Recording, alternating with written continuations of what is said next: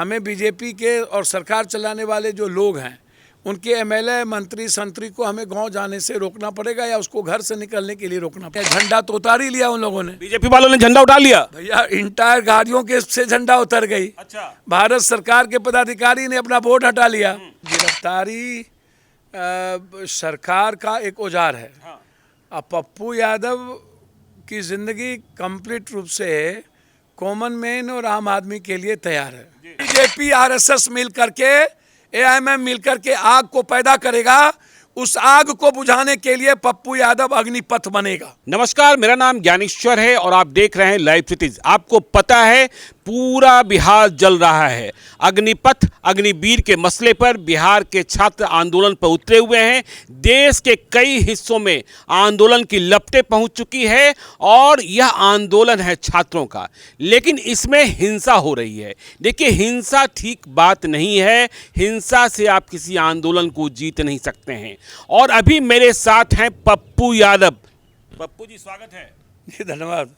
पप्पू जी अग्निवीर के साथ क्रांतिवीर भी रहते हैं और पप्पू जी भी सड़कों पर हैं। पप्पू जी, गिरफ्तार होने का मन है क्या? फिर मुझको तो एक बात समझ में नहीं आता है कि एनबीसीसी रेलवे और आरआरबी एनटीपीसी और उसके बाद लगातार टीटीओ एसबीटीओ गिरफ्तारी सरकार का एक औजार है। अब पप्पू यादव की जिंदगी कंप्लीट रूप से कॉमन मैन और आम आदमी के लिए तैयार है। तो गिरफ्तारी और मौत से कौन डरता है? गिरफ्तारी और मौत से पप्पू यादव नहीं डरता है भैया। इस जन्म में अब जब मैं मौत से, गिरफ्तारी से और इन सिस्टम से और इन बेईमान और चोर नेताओं से जो सिर्फ जिनका मकसद सत्ता सियासत के अलावा कोई दूसरा धंधा नहीं है, सवाल अभी अग्निपथ या अग्निवीर। पहले आप इसको ऐसे समझिए ज्ञानेश्वर जी, हिंसा सच में आपने सही कही कि कोई समाधान नहीं है। हिंसा गलत है ना? जो ट्रेनें जलाई जा रही है, स्टेशन फूके जा रहे हैं, संपत्ति हमारी है और नुकसान भी हम ही पहुंचा रहे हैं। मैं कह रहा हूं कि बिल्कुल गलत है, लेकिन ये हिंसा हरियाणा का 14-16 साल का लड़का आत्महत्या जो कर रहा है, वो हिंसा को किसने प्रायोजित किया? 900 किसान जो मरे, उस हिंसा को प्रायोजित किसने किया? कोरोना में जो हजारों लोग सड़कों पर मरे, उस हिंसा को प्रायोजित किसने? साफ साफ बोलिए ना, इसके लिए दोषी कौन है?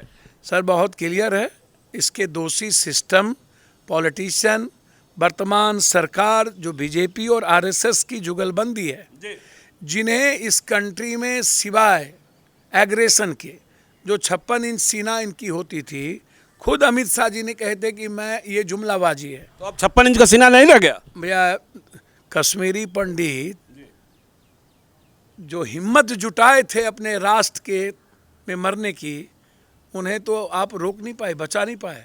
चलिए, कश्मीरी पंडित की बात हम बात करें। और दूसरी बात, आपने सारे मुद्दों को ढकने के लिए नुपुर को पैदा किया और उसी बीच में आपने जुगलबंदी एआईएम से कर ली और हिंसा नुपुर को पैदा करके आप पूरे देश को किस ताकत को और उसकी। पप्पू जी, नुपुर और एआईएमएम और क्या कश्मीर बाद में आते हैं, लेकिन अभी जो मुद्दा है, बिहार में हिंसा हो रही है, पप्पू यादव भी सड़कों पर हैं और यदि हिंसा नहीं रुकी तो टारगेट पर आप भी होंगे।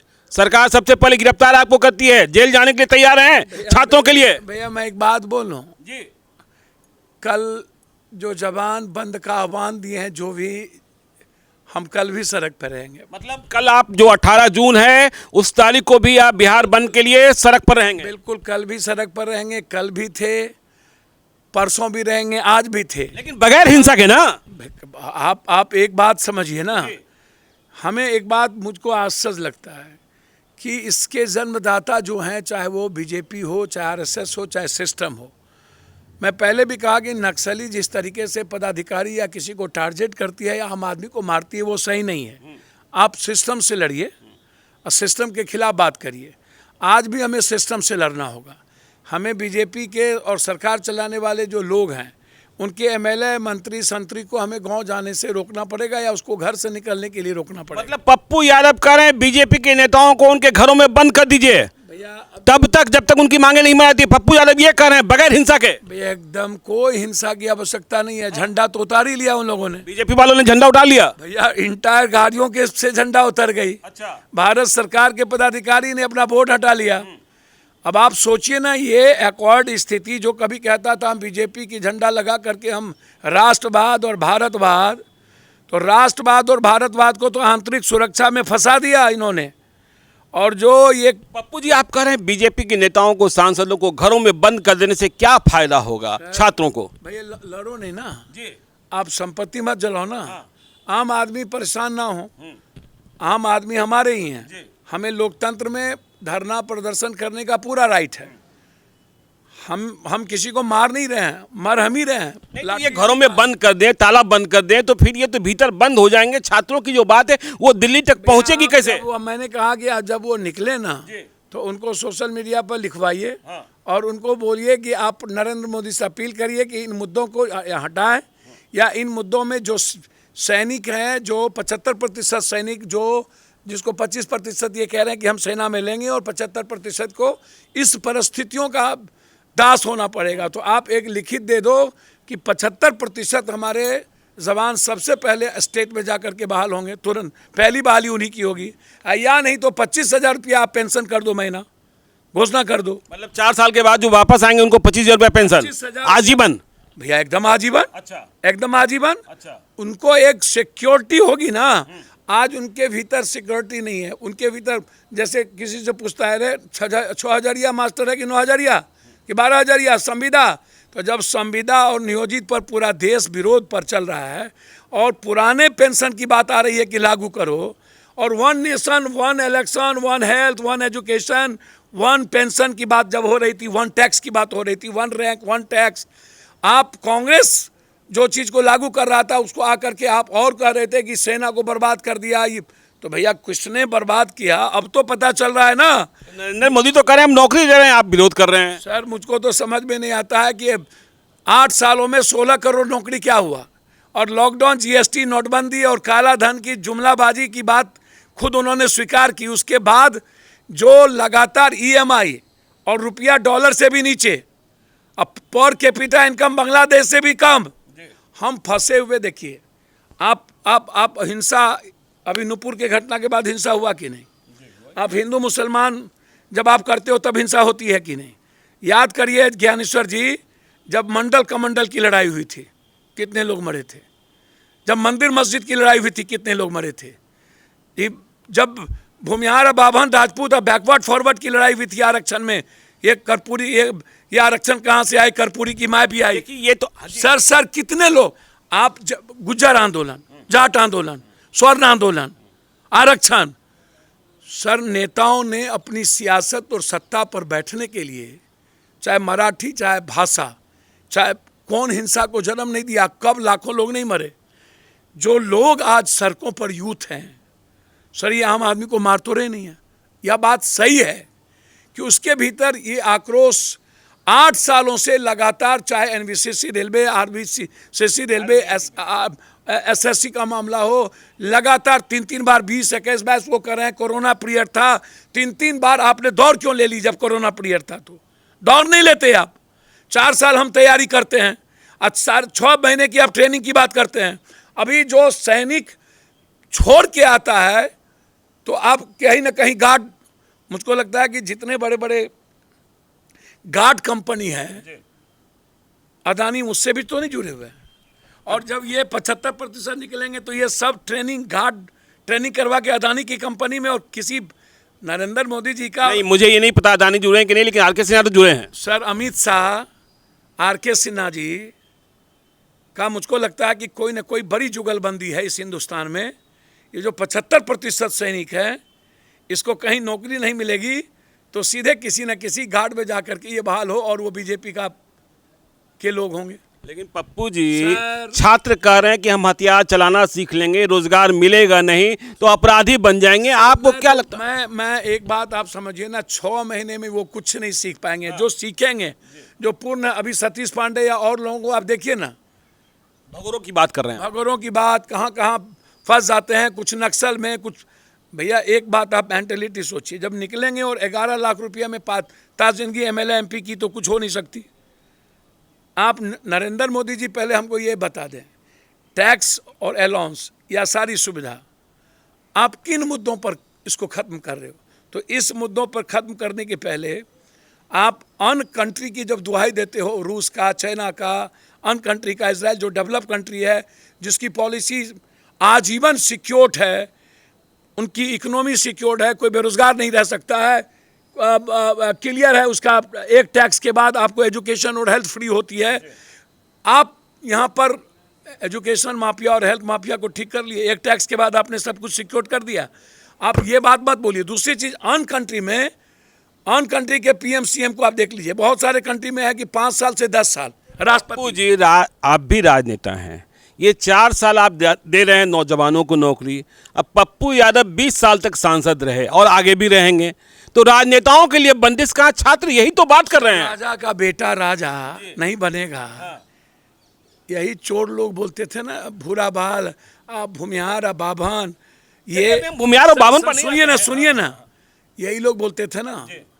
तो पहले एक कानून लाइए कि जिसमें राष्ट्रपति, पीएम, सीएम 5 या 10 साल से ज़्यादा हिंदुस्तान में ना हो, और जितना दिन एमएलए एमपी मंत्री संतरी रहेंगे उसकी ही तनख्वाह मिले। मतलब पेंशन नहीं, पेंशन खत्म कर दीजिए। एक बिजली पानी खत्म करिए, बिजली पानी खत्म, ट्रेन भाड़ा खत्म। भैया तो सबसे पहले पप्पू यादव का भी खत्म होगा साथ में। क्या दिक्कत है भैया, आम आदमी के लिए आम आदमी की तरह जीने दो ना। तो आप कह रहे हैं कि देखिए नरेंद्र मोदी के तो 8 साल हो गए, आप कह रहे हैं 4 साल उनकी, तो नरेंद्र मोदी को भी छोड़ देना चाहिए। भैया नरेंद्र मोदी कानून लाए ना, अब तो अविलंब तुरंत छोड़ देना चाहिए। अब उनको जसोदा मैया के पास चल जाना चाहिए, यशोदा मैया के पास चला जाना चाहिए। भैया अब नरेंद्र मोदी जी से पूछिए ना, उनसे बहुत क्लियर बात करिए कि जो अनसिक्योर्ड है, क्या वो गोली चलाएगा? मरना चाहेगा? वो तो चाहेगा मेरी बीवी बाल बच्चा कैसे बचे। दूसरी चीज़, 3.5 साल, 12 महीना, 9 महीना से लेकर 13-11 महीना एक ट्रेनिंग पीरियड होती है, और 7 साल, 8 साल, 9 साल, 2 पोस्टिंग के बाद उसको लगता है कि मैं एक बेहतर जिम्मेदार नौकरी पेशा वाला आदमी अब बन गया हूँ। अब 3.5-4 साल, 4.5 साल में ही 23 साल शादी का उम्र आपने दे दिया, और 23 साल आप रिटायरमेंट का उम्र दे दिया। तो शादी कौन करेगा 23 साल में भैया? जब रिटायरमेंट होंगे, शादी तब होती है जब लगता है कि ये नौकरी में है, और रिटायरमेंट होकर के हम अनसिक्योर्ड हो जाएंगे, जवानी में रिटायर हो जाएंगे, और जवानी में हम रिटायर हो जाएंगे। हम देश के लिए क्या काम करेंगे, हमको आप ये बताइए। और जब 4.5 साल में अपरिपक्व बन करके लौटेंगे, तो हम तो ये बताएंगे वहाँ क्या था, क्या था, क्या नहीं था, क्या हो रहा था। मतलब सेना की गुप्त जानकारियों को लीक कर देंगे। आप लीक करें न करें, लेकिन हम आम चर्चा तो हो ही सकती है गांव घर में, लीक करे न करे कोई जरूरी नहीं है। मैं नहीं मानता कि वो लीक कर देंगे। आप ये बताइए ना कि आपने उसका सरकारी सुविधा सारी खत्म है, अलाउंस खत्म है, उनका मेडिकल फैसिलिटीज खत्म है, जो अनाज मिलना है वो खत्म है। तो आप हमको बहुत क्लियर एक बात बता दीजिए, हाथ जोड़ करके, नरेंद्र मोदी जी कि मन में सीधा है कि हमको अब कोई अलाउंस नहीं है, हम मर जाएंगे तो हमारे बच्चे बीवी को कोई देखने वाला नहीं है, तो क्या वो देश के लिए जान देगा? एक, क्या वो चुपचाप 4 साल, 4.5 साल नौकरी करके जाना चाहेगा? बहुत क्लियर है, आप इस बात को समझ लीजिए। तो मैं सिर्फ इतना कहूँगा, पप्पू यादव कहने जब नेता नहीं जाना चाहते हैं तो फिर सेना का जवान क्यों जाना चाहेगा? वही बात तो मैं कह रहा हूँ भैया, मैं वही बात कह रहा हूँ कि 4.5 साल सभी, एक तो सरकारी स्कूल में किसी का बाल बच्चा नहीं पढ़ना चाहता है, और सरकारी अस्पताल में भी किसी एमएलए एमपी का बाल बच्चा नहीं जाना चाहता है, और सेना का जवान भी नहीं बनना चाहता है।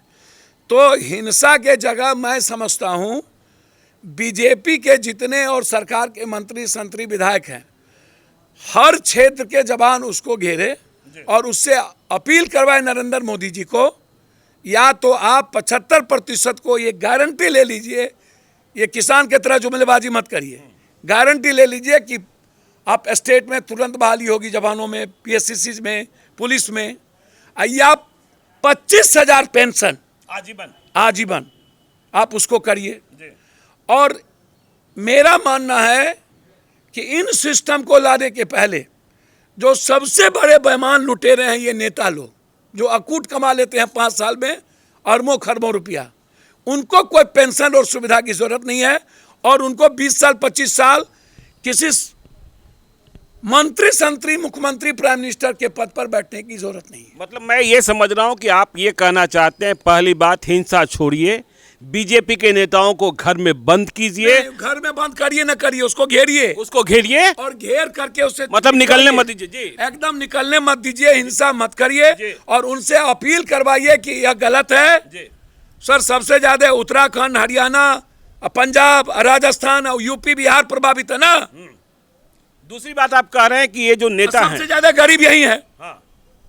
तो सड़कों पर है कौन? या तो किसान, या तो गरीब, या मजदूर, या वंचितों का बेटा। सड़क पर तो पप्पू यादव भी हैं। पप्पू यादव तो कल मेरे आवाज मैं किसका हूं? हाँ। मैं मुझको जन्म कौन दिया? मुझको इस लायक बनाया कौन? वही आम और किसानों का बेटा ना। और आज आप उसके लिए नहीं लड़ेंगे। रोजगार मुद्दा है ना। विपक्ष को ट्वीट भी करने से फुर्सत नहीं है, इन लोगों को लड़ना नहीं है, पॉलिटिकल इवेंट्स करना है। सरकार कर रही है आंदोलनकारियों को संभल जाओ, मौका दे रहे हैं, नहीं तो पप्पू यादव को भी समझाया जा रहा है। समझ सकते हैं पप्पू यादव? एक बात बताइए ना, नरेंद्र मोदी, अमित शाह जी और इन नेताओं को जो हिंदू मुसलमान करके लाखों को मारे हैं बैकवर्ड फॉरवर्ड करके, इन लोगों को भी कुर्सी पर बैठने की जरूरत नहीं है। ये जो अपने आप अधिकार के लिए लड़ रहे हैं उसको डरा रहे हो ना। नहीं डराओ। कोरोना में आप जेल चले गए थे, अब ये नई आग है सर। ये जो आग हो, पप्पू यादव तैयार हैं। बीजेपी आरएसएस मिल करके, एआईएमएम मिल करके आग को पैदा करेगा, उस आग को बुझाने के लिए पप्पू यादव अग्निपथ बनेगा। चलिए, बहुत बहुत धन्यवाद। पप्पू जी कह रहे हैं अग्निपथ बनेंगे, और बीजेपी नेताओं को घरों से निकलने मत दीजिए, उन्हें घरों के भीतर बंद रखिए, और जब तक लिख कर न दें तब तक वे बाहर न निकलें। तो देखते रहिए लाइव सीरीज को। यदि अब तक आपने हमारे यूट्यूब चैनल लाइव सीरीज को सब्सक्राइब नहीं किया है तो जरूर कर लीजिएगा, और यदि इस वीडियो को आप फेसबुक पेज के माध्यम से देखें तो पेज को लाइक कीजिएगा, ट्विटर पर भी हमें फॉलो कीजिए। धन्यवाद।